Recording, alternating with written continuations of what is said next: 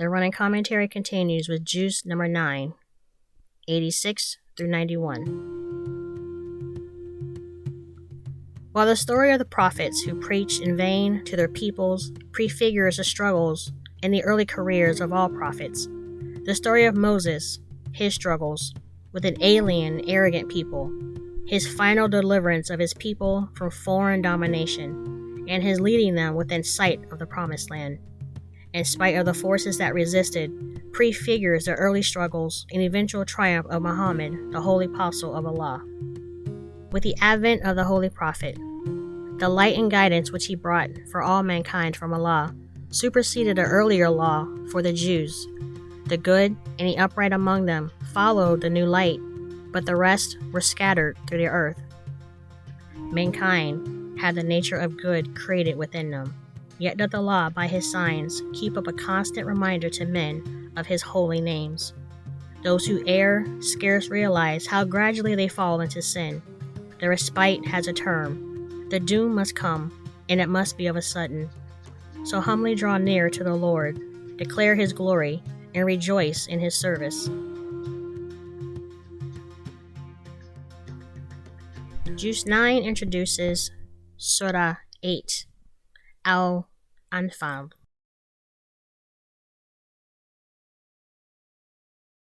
In this project, I did some commentary of my own on certain chapters. For instance, in this juice, we're introduced to Surah 8, Al-Anfal, the spoils of war. I'll read my commentary, and then I'll read Yusuf Ali before I go into his running commentary. Okay, here's mine. One of the major battles during Prophet Muhammad, may the peace and blessings of Allah be upon him, was the Battle of Badr. The Quraysh were staunch opponents of the Prophet and his message. It was a direct challenge to their positions of power. This chapter expounds on how one is to conduct themselves if and when one is engaged in warfare. Now, Yusuf Ali's. The date of this chapter is shortly after the Battle of Badr, which was fought on Friday the 17th of Ramadan in the second year of the Hijrah. All booty is really at the disposal of Allah's messenger, under directions from Allah. Men of faith accept and obey these directions with cheerfulness. Victory and the prize of victory come from Allah, as was proved at Badr. Obedience and intelligent discipline, zeal, faith, and gratitude to Allah are the true passports to success and protection from the assaults of evil. Evil will be piled up with evil and destroyed.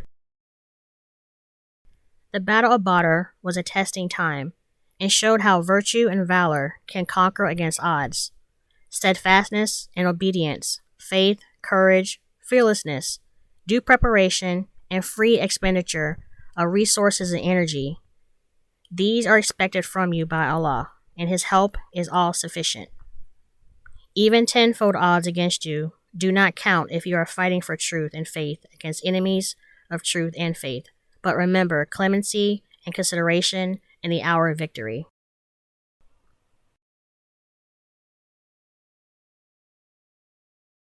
The running commentary continues, number 89. Fight the good fight, but dispute not about the prize. That is for Allah to give. Men of faith, act and obey. It's nobler to fight for truth than to seek worldly gain. To the pure in faith, Allah will give the mind and the resources to conquer. But they fight, with no thought of ever turning back. The victory shall be ascribed to Allah, not men. Be ready to obey Allah's call, and to hold all else as nothing. He will give you the light, turn away all evil from you, and forgive you your sins and shortcomings. Ever keep in remembrance his mercies and grace. The godless may try to keep men from Allah, but they will not thrive. They will be hurled together to destruction. The Battle of Badr brought to an issue the fight between truth and unbelief. It was a day of differentiation. Not for spoils was it won, nor by numbers, but by courage and planning, union of wills, and pooling of strength and resources.